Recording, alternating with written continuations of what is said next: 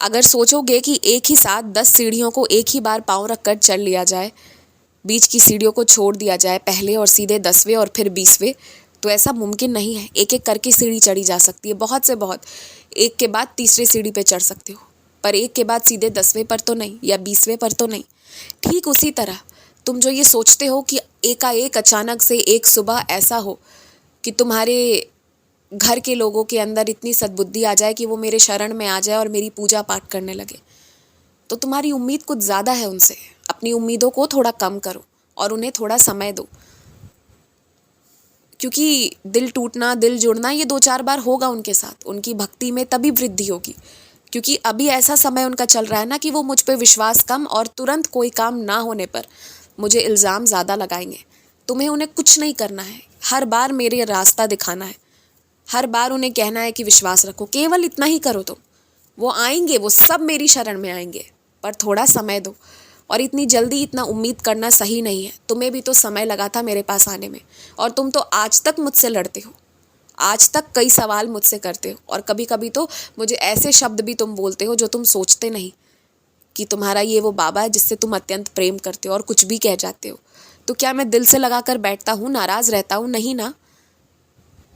मैं तो तुम्हें गले से लगाकर फिर भी प्रेम करता हूँ। तो तुम्हें भी वक्त देना पड़ेगा। इतनी जल्दी इतना हड़बड़ाकर जो तुम चाहो वही सब चाहे, ऐसा ज़रूरी नहीं है। लेकिन जो तुम चाहते हो उसमें सच्चाई है, तो आज नहीं तो कल सब स्वीकार करेंगे, सब सम्मान करेंगे। थोड़ा समय दो, केवल थोड़ा समय। और तुम ना अच्छे लोग हो, तुम बुरे व्यक्तियों की श्रेणी में नहीं आते हो। इसलिए अपने हृदय को उदार रखकर और अच्छी नीयत से ही किसी को देना। खराब नीयत से कुछ भी दोगे तो वो उस इंसान तक नहीं पहुंच पाएगा, उसे मिलकर भी वो नहीं मिलेगा। तुम्हारे हाथों से इतना बड़ा पाप मैं होने नहीं दे सकता।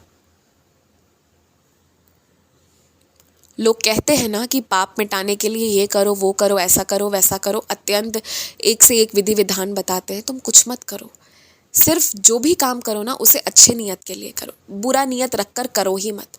तो पाप कभी लगेगा ही नहीं। जब नियत अच्छी होती है ना, तो फिर वो अपने आप वो सारे कर्म अच्छाई के लिए ही होंगे। गलती से भी कुछ गलत भी होगा ना, वो भी अच्छाई में परिवर्तित हो जाएगा, और इस तरह से पाप से भी बचोगे तुम। और एक और बात, कि थोड़ा मेहनत करना पड़े, थोड़ा पहले उठना पड़े या थोड़ा देर से सोना पड़े तो कोई बात नहीं, लेकिन जो आधा पका हुआ भोजन होता है ना, उसे ग्रहण करना बहुत खतरनाक हो सकता है। वो तुम्हारे शरीर को किस तरह नुकसान पहुंचा सकता है इसका तुम्हें अभी अनुमान नहीं है।